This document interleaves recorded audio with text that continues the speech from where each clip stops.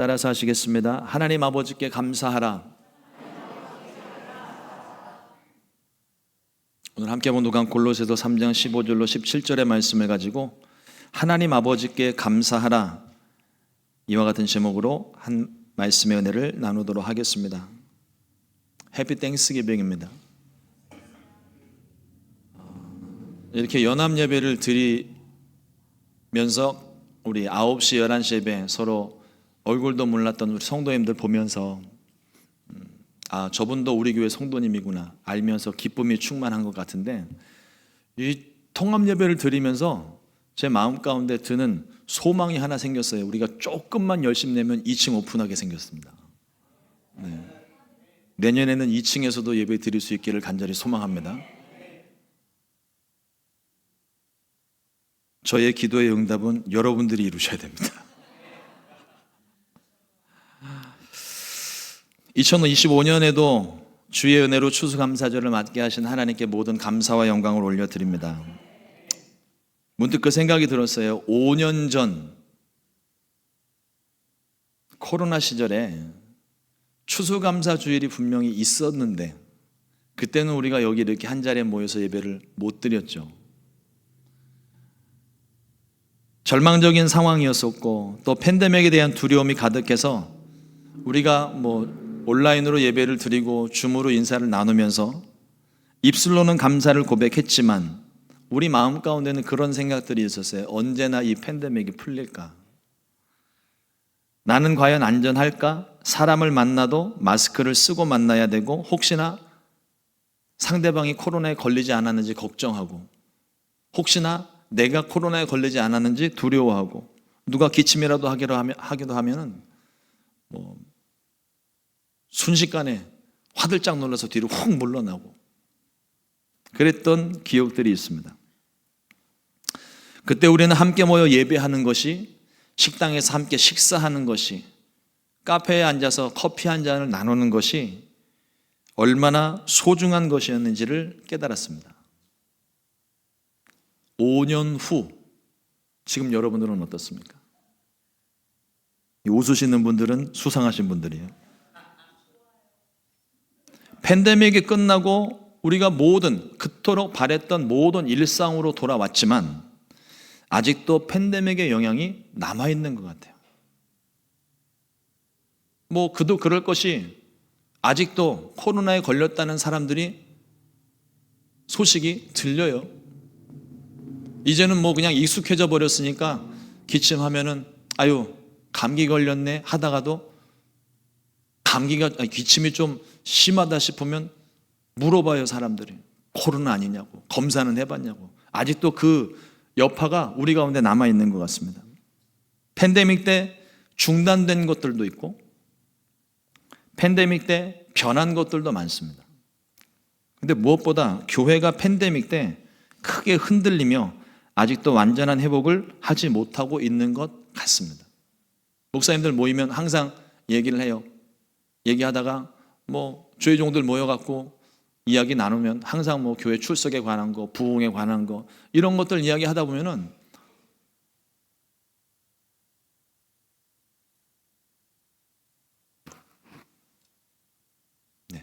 죄송합니다. 화면이 지금 엉뚱한 게 보여가지고.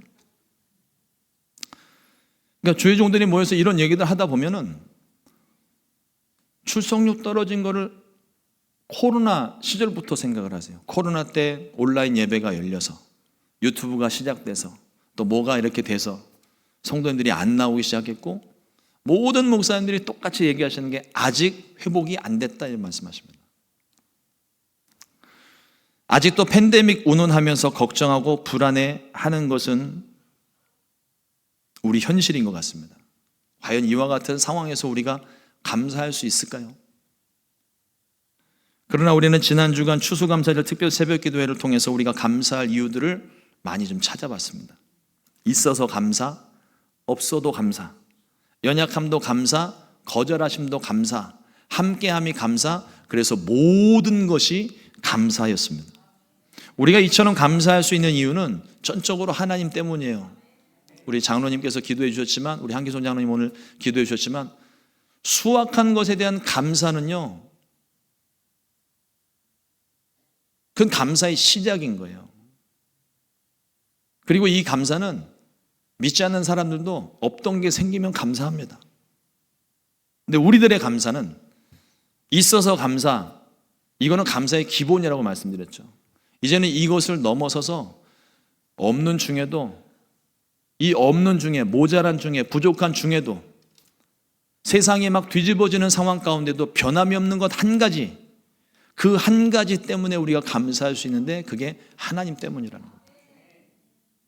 하나님께서 우리에게 베풀어 주신 풍성한 은혜가 있어요. 물질이 풍성하고 오늘 앞에 보시는 것처럼 쌀이 풍성하고 과일이 풍성한, 그것도 감사인데 우리가 깨닫지 못하는 풍성한 은혜가 훨씬 더 많습니다. 감사의 조건들을 찾으려고 하면은요, 하루 종일 앉아서도 감사할 수 있어요. 여러분, 앉아 계신 거, 누워 있는 거, 숨 쉬는 거,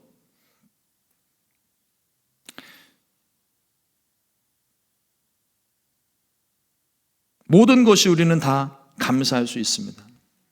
내 은혜가 내게 족하도다 하신 이 말씀이 비록 바울에게는 거절의 응답이었지만 그럼에도 불구하고 하나님의 은혜 때문에 우리는 여전히 감사할 수 있습니다. 바울에게만 은혜가 풍성한 것이 아니라 지금도 저와 여러분들의 삶에 은혜가 풍성합니다. 발견하지 못했을 뿐이고 깨닫지 못했을 뿐이지 은혜는 여전히 풍성합니다.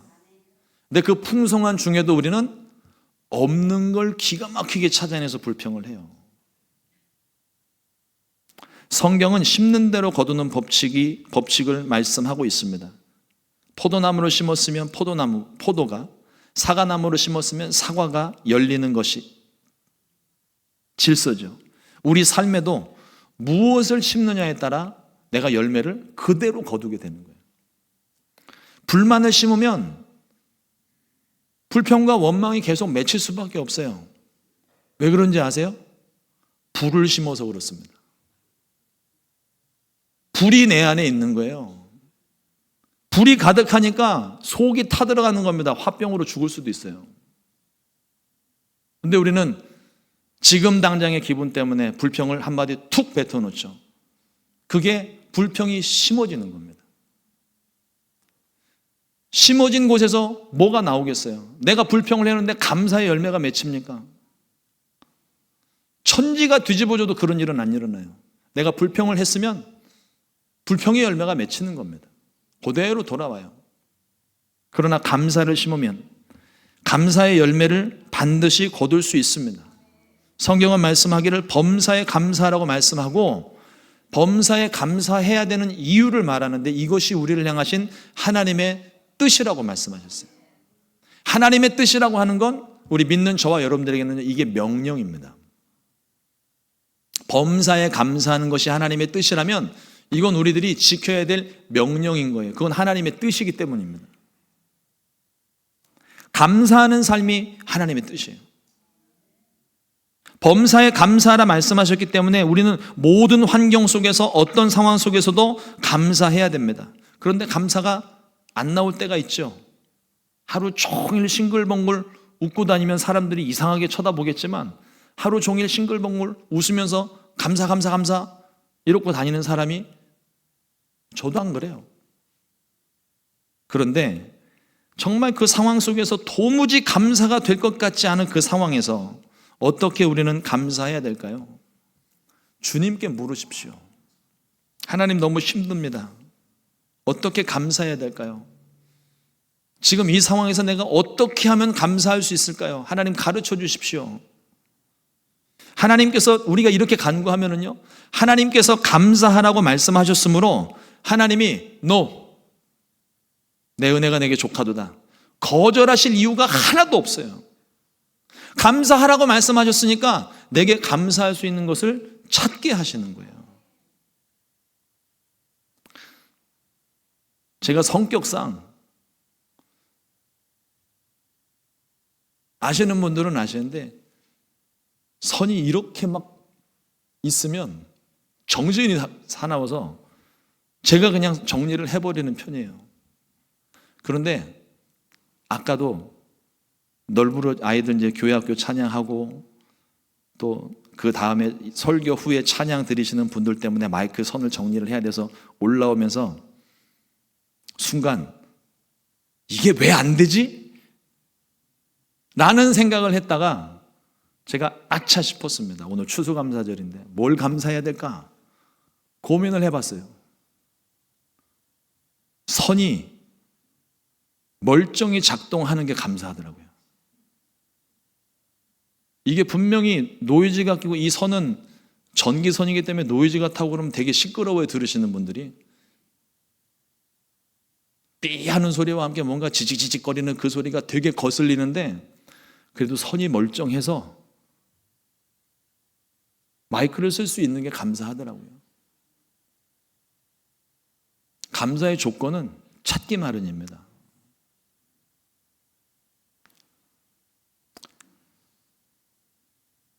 우리가 기도하면 하나님께서 우리의 기도를 들으시고 감사할 수 있는 이유와 조건들을 깨닫게 해주십니다. 감사할 수 없을 때 감사하는 것은 문제를 바라보는, 환경을 바라보는 우리의 해석의 문제예요. 막 화가 나다가도 왜 그런 거 있잖아요. 어떤 중요한 손님을 만나고 있는데 그 사람이 너무 무례하게 굴지만 내가 이 사람을 지금 놓치면 안 되는 자리일 때는요, 그 사람이 무례하게 굴어도 어찌하든지 그 사람을 붙들어야 된다는 간절한 마음으로 화제를 돌리거나 그 사람의 기분을 바꾸려고 내가 노력을 합니다. 그게 불평 속에서 감사해야 되는 방법이에요. 이것을 내가 놓치면 안 되겠다라는 생각을 하게 되면 그 상황 자체를, 불만 가득한 상황 자체를 어떻게 표현하면 이걸 감사를 할 수 있을까? 상대방에 대해서도 뭔가 좀 이거 좀 안 되나 이렇게 싶다가도 이 사람이 좀 잘하는 걸 칭찬해 주면 화제를 돌리는 거죠. 시선을 돌리는 거예요. 마음에 안 드는 걸 계속 쳐다보고 있으면 이 속에서 불이 나올 수밖에 없어요. 시선을 돌려야 됩니다. 그리고 생각을 바꿔야 돼요. 그래야 감사가 나올 수 있어요. 이의용 작가님의 내 인생을 바꾸는 감사일기라는 책이 있습니다. 그 책에 보면 우리 삶을 바라보는 우리의 시각에 대한 표현을 했는데 이게 기가 막혀요. 잘 한번 들어보세요. 감사 생명에게는 감사할 거리가 아예 안 보이고, 감사 약신은 감사를 보고 싶어도 못 보고, 감사 근시는 눈앞에 감사만 보이고, 감사 원시는 남의 감사는 보이는데 자기 감사는 안 보이고, 감사 난시는 간신히 감사를 보기는 하는데 흐릿하고, 감사 짝시는 한쪽 감사만 바라본다. 그리고 감사 착시는 감사의 핵심을 못 본다. 이들의 공통점은요, 감사를 제대로 못 본다는 겁니다. 감사를 바라보는 여러분들의 눈은 어디에 해당되십니까? 그리스도의 안경을 끼면 감사가 보일 것 같아요. 골로새서 3장 15절 말씀입니다. 그리스도의 평강이 너희 마음을 주장하게 하라. 너희는 평강을 위하여 한 몸으로 부르심을 받았나니 너희는 또한 감사하는 자가 되라. 예수님은 세상이 줄 수 없는 절대 평안을 우리에게 주셨습니다. 이 평안은 아무도 뺏을 수가 없어요. 근데 이 평안이 왜 나한테 없을까요? 내가 버렸기 때문입니다. 분명히 우리가 예수님 믿을 때 예수님은 우리에게 세상이 줄 수 없는 평안을 주셨어요. 예수 믿고 은혜가 충만할 때는요, 예수 믿기 전까지 문제됐던 게 하나도 문제가 안 됐어요, 그때는. 근데 예수 믿고 시간이 점점 지나면서 내 속에 있던 이 절대 평안을 조금씩 흘리고 버리고 쏟고 나니까 하나도 남지 않으니까 다시 옛날 문제가 다시 문제가 되는 거예요. 주님은 평안을 주셨는데, 우리에게 은혜를 주셨는데, 그 은혜를 잊어버리고 감사하지 못하는 조건만 찾고 불평하고 원망한다면 우리의 마음의 평안이 깨지고 감사가 있을 수가 없습니다. 바울은요, 평강이 우리 마음을 주장하게 하라고 권면했습니다. 주님이 주시는 평안으로 가득히 채우고 평안을 잃어버리지 않도록 주의하라는 얘기예요. 성도는 어떤 상황에도 범사에 감사해야 됩니다. 이게 하나님의 뜻이기 때문입니다. 어떻게 해야 이 마음의 평안을 유지할 수 있을까요? 바울이 그래서 그 해결책을 또 이야기를 합니다. 16절 말씀입니다. 그리스도의 말씀이 너희 속에 풍성히 거하여 모든 지혜로 피차 가르치며 권면하고 시와 찬송과 신령한 노래를 부르며 감사하는 마음으로 하나님을 찬양하고. 일단은 주의 말씀이, 축복의 말씀이, 약속의 말씀이, 평안의 말씀이 내 속에 있어야 돼요. 이 말씀이 내 안에 있으면요, 내 안에 가지고 있는 근심, 염려, 불안한, 초조함, 답답한 마음들, 슬픈 마음들이 일단 해결이 됩니다. 주중에도 우리 새벽 예배 때 말씀 나눴지만, 내가 어떤 사람의 도움이 필요해가지고 갔는데 그 사람이 마침 그게 없어요. 그렇지만 내가 가지고 있으니까, 내가 지금은 없지만 내가 당신을 반드시 돕겠습니다라고 약속만 받아도 내 마음이 편안해진다는 거예요. 우리가 마음 가운데 품어야 되는 하나님의 말씀, 이 약속의 말씀이 우리 안에 들어왔어요. 그러니 약속의 말씀, 사람 말만 들어도 마음이 평안해지는데 하나님 말씀 들었는데 왜 마음이 안 평안해지는 거예요? 안 믿으니까 그러는 거잖아요. 내 마음속에 하나님 말씀을 두고 이 말씀을 믿으면 평안함이 임합니다.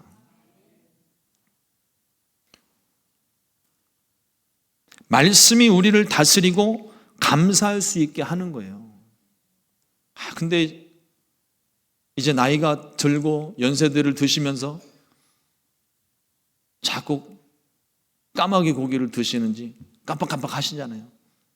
권사님들 만나면 자꾸 그 얘기를 하시더라고요. 또 까먹었다고, 내가 이렇다고 이러면서 뭐 천국 얘기하시는데 그 뒤는 제가 안 듣겠습니다. 여러분, 제가 전에 한번 말씀을 드렸잖아요. 밑 빠진 독에 물 붓는 방법 기억하세요? 밑 빠진 독에 물을 붓는데 물이 밑으로 줄줄줄 새나갑니다. 근데 밑 빠진 독에 물을 채우긴 채워야 돼요. 어떻게 채울 수 있을까요? 빠져나가는 물보다 더 많이 부으면 돼요. 그러면 채워집니다. 내가 자꾸 말씀을 들어도, 은혜를 받아도 이게 자꾸 빠져나가고 잊어버리고 까먹게 돼도 더 많은 걸 채워놓으면 되는 거예요. 그러면 말씀이 내 안에 머물러 있고 이 말씀으로 인해서 내가 마음의 평안함을 얻게 되는 겁니다. 주의 말씀이 우리의 생각과 마음을 이끌어 주십니다. 이스라엘이 멸망한 이유는요, 기근 때문도 아니고 양식이 없어서도 아니고 대적의 공격 때문도 아닙니다. 하나님의 말씀이 없어서, 말씀이 임해도 그들이 듣지를 못해서 그 마음에 가뭄이 생기고 쓴뿌리가 나오고 메마르다 못해 이 마음이 쩍쩍 갈라져서 그들이 결국은 망하게 된 거예요. 메마른 땅에 곡식이 자라지 않는다고 원망할 것이 아니라 물을 부어야죠. 메마른 땅이 갈라져 있으면 왜 여기에 곡식이 열리지 않느냐고, 왜 싹이 나지 않느냐고 원망할 것이 아니라 물을 뿌려놓고 호미로 깨서 단단한 흙을 부드럽게 만들어 놓고 계속 물을 주면 거기에서 씨가 싹이 나고 열매가 맺히게 되는 거예요. 원망할 것이 아니라 내가 해야 될 일, 내가 채워야 될 일들을 채워야 된다는 거죠. 하나님의 말씀이 우리 안에 넘쳐나면 우리의 심령이 메마르지 않고 열매를 맺을 수 있는 옥토로 변하게 되고 결국 감사의 열매를 맺을 수밖에 없습니다. 바울은 결론적으로 오늘 이와 같이 말합니다. 17절 말씀입니다. 또 무엇을 하든지 말에나 일에나 다 주 예수의 이름으로 하고 그를 힘입어 하나님 아버지께 감사하라. 예수 믿는 사람은 주님의 모습을 닮아야 하고 그 모습을 나타내며 살아야 됩니다. 그런데 어떻게 사는 것이 주의 모습으로 사는 것일까요? 어떻게 사는 것이 주의 모습을 드러내며 사는 것일까요? 바울은 오늘 말씀을 통해서 분명하게 이야기합니다. 그리스도를 닮은 모습은 하나님께 감사하는 삶이라고 그랬어요. 하나님 아버지께 감사하는 삶. 말씀에 순종하면서 그 뜻이 이루어진 것을 믿고 믿음으로 감사하는 삶. 내게 풍족히 베풀어 주신 것에 내가 감사하며 사는 삶. 도리를 하면서 사는 거죠. 감사는 기본이라고 말씀을 드렸습니다. 하나님이 내게 베푸신 은혜를 내가 잊지 않고 기억을 하면서 해마다 매일마다 반복해서 하나님께 감사를 표현하는 것, 그게 그리스도인의 삶이고 그게 주님을 닮은 모습이라는 거예요. 초대교회 기록을 보게 되면 5년 전처럼 팬데믹과 같은 전염병이 돌아 사람들이 죽어나갈 때에 그때 그 한가운데서 그들을 치료하고 싸매고 위로하고 돌봐줬던 사람들이 초대교회 성도들이에요. 그들의 모습을 통해서 내가 받은 은혜가 감사해서 내가 이 사랑을 나누고 있노라고 전하는 그 말을 통해서 믿지 않던 사람들이 예수님을 보게 됐고 예수님을 믿는 자들의 수가 더해졌던 것이 그와 같이 주님을 닮은 모습 속에서 사람들이 감동을 얻고 예수님을 알기로 작정했다는 것입니다.